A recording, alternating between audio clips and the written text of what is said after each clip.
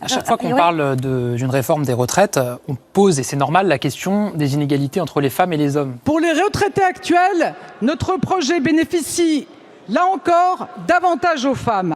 Ouais, le gouvernement pensait nous avoir avec le temps, mais il commence à se fatiguer et même à se trahir. Il n'y a qu'à voir Franck Riester qui dit clairement... Si vous reportez l'âge légal, elles sont évidemment un peu pénalisées par ce report de l'âge légal. On n'en disconvient absolument pas. Du coup, qu'est-ce que le gouvernement fait? Et Borne en premier, saute sur l'occasion pour dire « Mais non, justement, cette réforme, elle est faite pour protéger les femmes, vous comprenez ?» Au contraire, nous réduisons les inégalités inacceptables entre les femmes et les hommes au moment de la retraite.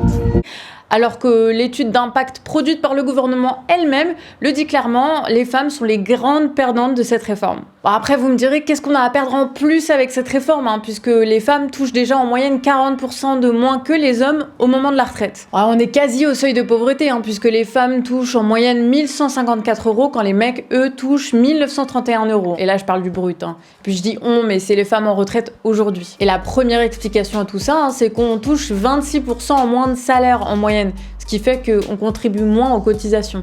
Logique. Ouais, c'est pas si étonnant que ça quand on sait que le système des retraites, il est hérité de 1945. Vous savez, cette époque-là où c'était les hommes qui ouvraient les droits aux femmes. Et donc finalement, on est dans un système qui est toujours très peu adapté aux femmes et qui fait qu'on est 30% à devoir faire du temps partiel, que c'est souvent les meufs qui arrêtent de bosser pour s'occuper de leurs enfants ou de proches en difficulté, qu'on est plus souvent victime de discrimination à l'embauche, qu'on a moins d'évolution de carrière possible et qu'on est plus nombreuses à devoir se reconvertir. Et puis c'est pas tout, parce que les métiers qu'on occupe, notamment ceux du care, sont les moins valorisés, les moins bien payés et les plus accidentogènes. Vous savez, ces tafs de première ligne, comme on les a appelés pendant le Covid, qui étaient majoritairement occupés par des femmes. Et en plus de ça, les femmes sont moins syndiquées parce qu'elles bossent dans des tafs où elles n'ont pas forcément d'endroit où se réunir. Souvent, elles sont dans des secteurs qui freinent la syndicalisation comme les supermarchés. Et en plus, comme elles touchent moins, elles peuvent moins se permettre de s'absenter pour faire grève. Donc voilà, si tu es une femme et que tu es plutôt pauvre, t'es dans la merde. Contrairement à Borne qui, elle, va pas du tout être touchée par cette réforme. Mais bon, elle continue de répéter que ça va être plus juste pour nous, notamment qu'on va gagner plus d'argent, puisqu'il y a une augmentation de la retraite avec cette réforme pour les femmes. Une augmentation de 1 à 2%. Je ne peux pas laisser dire que notre projet ne protégerait pas les femmes. C'est de l'arnaque. Je vous explique. Si tu as eu des enfants, aujourd'hui tu peux comptabiliser des trimestres sans même avoir travaillé pour compenser avec la période de grossesse ou d'éducation, ou les deux. Ce qui fait qu'il y a une femme sur 3 qui peut partir à 62 ans, donc avec retraite à taux plein, alors qu'il lui manque des trimestres de travail. Enfin voilà, ça se compense. Et si tu arrives à 62 ans, à l'âge de la retraite aujourd'hui, et que tu as la chance de pouvoir et de vouloir encore travailler, tu peux bosser 2 ans de plus et avoir un bonus de 10% sur ta retraite. Sauf que là, le gouvernement, il balaye ça avec la réforme. Ce qui fait que là, on va être obligé de bosser jusqu'à 64 ans, avec en plus de ça, plus la possibilité d'avoir ces 10% de bonus, et pour une augmentation de combien? De 1 à 2%, alors qu'on est en train de se manger une inflation qui va jusqu'à 20% sur certains produits. Ils se foutent de notre gueule, clairement. Mais pour rattraper ça, ne vous inquiétez pas, le gouvernement a une autre carte à sortir de son chapeau magique, là. C'est la retraite minimum. Oui, ce truc qui fait penser à Léa Salamé qu'on va tous partir avec 1 200 € minimum, peu importe son parcours, ok? Ce qui est très pratique avec les arguments de merde, c'est qu'ils sont très facilement démontables et on va le faire en à peine 10 secondes. Déjà, cette retraite minimum ne concernerait que les carrières complètes, donc ça pénaliserait les femmes. En plus, il faudrait avoir des salaires qui aient jamais dépassé le SMIC, ce qui est assez improbable si tu as une carrière de 40 ans dans le privé. Et en plus, ce minimum-là, il n'est pas écrit directement dans la réforme, mais dans des décrets, et les décrets, ça peut être viré. Donc, ils nous en parlent, mais si demain la réforme passe, ils peuvent le balayer du projet. Voilà, donc ce n'est pas une promesse, c'est du pipeau. Mais bon, vous me direz dans le public qu'est-ce qui se passe puisque les fonctionnaires sont majoritairement des femmes. Et ben je vais vous le dire. Bon, déjà avec la réforme, ça sera plus les 6 derniers mois qui seront comptabilisés, mais toute la carrière. Ce qui fait que si t'es fonctionnaire, t'es clairement défavorisé, puisque en début de carrière, ton salaire il est pas mirobolant. Et que c'est souvent à la toute fin, que tu gagnes un peu plus, même si c'est pas fou aujourd'hui. Et pour compenser, on nous sort, oui, mais les primes vont être comptabilisées. Sauf que les filières qui touchent le plus de primes, c'est des filières où il y a majoritairement des hommes, puisqu'ils touchent 1/3 en plus de primes que les femmes dans la fonction publique.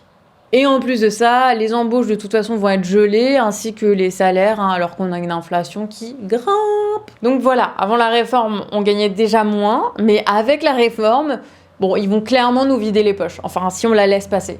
Et tout ça en bossant plus, à croire qu'ils veulent tous nous faire crever avant la retraite. Aujourd'hui, si t'as une carrière complète et que tu veux partir à taux plein, tu vas déjà devoir bosser 4 mois de plus que les hommes. Et si tu fais partie des 40% des femmes qui n'ont pas tout leur trimestre, et ben tu vas devoir bosser probablement jusqu'à 67 ans. Tu sais, l'âge d'annulation de la décote. La décote, c'est le malus qu'on te met en fait si t'as pas tous tes trimestres de validité. Donc voilà, bosser jusqu'à 67 ans. Ça fait rêver, non? Après, encore faut-il être vivant, puisque l'espérance de vie en bonne santé, c'est 62 ans chez les hommes, 64 ans chez les femmes. Donc voilà, il y en aura déjà pas mal de morts et de mortes à 67 piges, je pense. D'autant plus si vous êtes ouvrier ou ouvrière, là ça descend à 60 ans. Et puis si vous êtes infirmière, l'espérance de vie, elle est 7 ans plus courte. Voilà, vous savez tout. Après, si vous êtes mort, ça fait de la thune pour remplir le déficit des caisses de l'État. Voilà, donc on va devoir bosser de plus en plus, alors que le taf nous détruit de plus en plus. Notamment les femmes, par exemple, on est les plus touchées par les troubles musculo-squelettiques. Et c'est pas étonnant quand on sait qu'on occupe majoritairement les tafs de la santé, de l'action sociale, du nettoyage. Des tafs qui sont très pénibles, des tafs où on a des gestes répétitifs, où on a des charges lourdes, genre des gens à porter, où on a des rythmes contraignants, on est exposé à des risques d'infections biologiques ou chimiques. Plein de facteurs qu'on pouvait retrouver dans des critères de pénibilité, dont 4 ont été supprimés par Macron en 2018 dans sa réforme du compte pénibilité. Merci Macron. Et tout ça, ça fait quoi? Ça fait qu'il y a énormément de femmes qui vont être obligées de travailler plus, puisqu'elles n'auront pas de trimestre supplémentaire de compensation pour la pénibilité de leur job qui vont être comptabilisés. Après, ils vont nous dire oui, mais on a débloqué 1 milliard pour renforcer le suivi médical des travailleurs. Ouais, donc en gros, vous nous faites bosser 2 ans de plus pour 10 milliards, mais vous allez dépenser 1 milliard pour notre pomme. Ça sent la grosse arnaque encore, cette histoire. Tout ça alors qu'on a eu une augmentation des accidents de travail chez les femmes de 40%, alors qu'ils ont baissé de 30% chez les hommes. Surtout que la réforme, elle a aussi prévu de supprimer les départs anticipés de la fonction publique, ce qui concerne quand même 400 000 femmes. Et tout ça, ça va être remplacé par le compte professionnel de prévention. Voilà. Donc avant, on considérait que ton taf était pénible, ça t'ouvrait des droits. Maintenant, il va falloir prouver que tu as eu un taf pénible par des démarches administratives. Donc voilà, il va falloir faire des papiers. Enfin, peut-être que ça va être numérique maintenant. Donc en gros, c'est encore une grosse douille, parce qu'il y a plein de gens qui vont pas pouvoir faire les demandes ou qui vont les faire mais qui vont se retrouver face à des murs administratifs. Tout ça alors qu'aujourd'hui, on a déjà 20% des infirmières et 30% des aides-soignantes qui partent à la retraite en incapacité. Alors t'imagines si elles doivent pousser jusqu'à 64 ans? Donc quand on nous dit on demande un effort supplémentaire aux Français, non clairement, on demande un effort supplémentaire aux plus précarisés d'entre nous. Pendant que les retraités les plus aisés qui ont un bon pouvoir d'achat, les grosses entreprises et les plus riches, eux, ne contribuent pas, ou que très peu. Bon là je vous ai parlé des femmes, on a fait des grosses généralités, on utilise des moyennes et tout ça, mais en vrai les réalités elles sont beaucoup plus complexes que ça. Et puis il y a plein d'autres facteurs qui rentrent en jeu. Déjà on sera pas touché pareil qu'on parte demain ou dans 30 ans, enfin...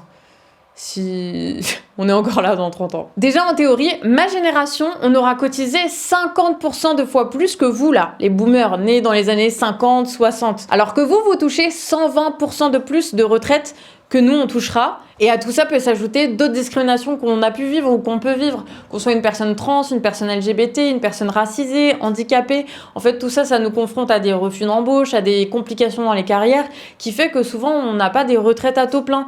Bien qu'on doive bosser 2 ans de plus si on a cette putain de réforme. Et d'autant plus si on est précarisé. Parce que tout ça, c'est quand même une question de pouvoir et d'argent. Genre, qui a la thune et à qui ils veulent bien la filer et à qui ils veulent pas. Parce qu'il y en a aussi des femmes qui ont de la thune et qui partiront à 64 ans sans décote, pépouze, parce qu'elles auront mis leur thune sur des retraites complémentaires. Pendant que les pauvres seront condamnés de bosser jusqu'à 67 ans ou peut-être plus, qui sait, et que les riches, eux, auront pu mettre tout leur argent sur des fonds de pension. C'est ça l'avenir qu'ils veulent. Parce que eux, finalement, ça les dérange pas de travailler plus. Ils sont en meilleure santé et ils peuvent mettre leur argent de côté.